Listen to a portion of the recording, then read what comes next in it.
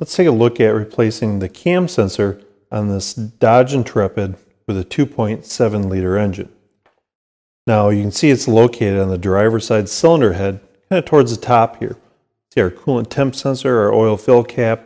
Now here's where our sensor is located down below that. Now quite often there's a red locking tab in here. This one is missing. Somebody's probably been in here at some point before. So if you have that, you need to use a little pick to pop that out of the way.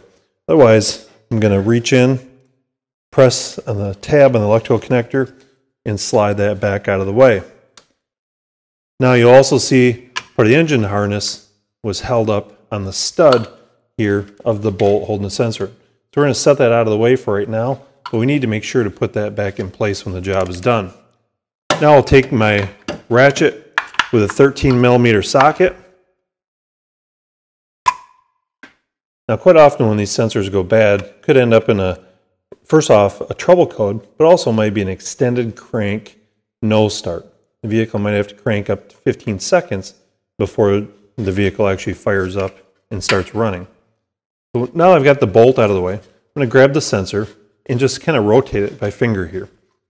You'll see that there's the O-ring here in place, and there's quite a bit of sensor behind that. So we need to make sure there's not any carbon buildup on that and get it loose. So as I do a little bit of rotating here, now I'm going to start prying and pulling out on it.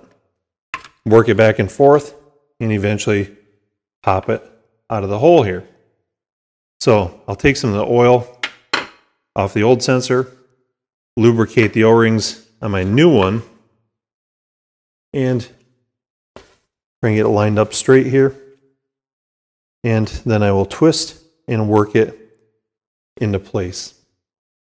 Okay, so once I've got the sensor installed here, I need to line it up, and I'm going to take the bolt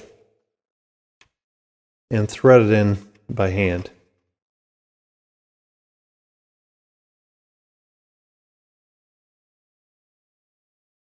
Now I'll run it in by hand as far as I can here, making sure I'm not pinching off our wire harness or anything. I'll run in, then I will take my socket and ratchet,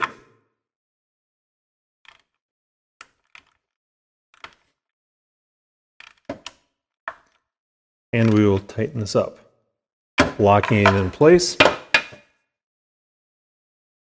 Now I'm going to make sure to reinstall my wire harness there. I don't want that falling down and rubbing on the accessory drive belt.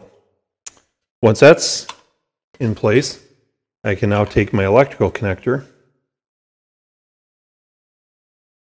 slide it into place, make sure it's locked down there good. And if I had one of the locking tabs, I would lock it down in place there. But we've just gone ahead and replaced the cam sensor on this 2.7 liter Dodge Intrepid.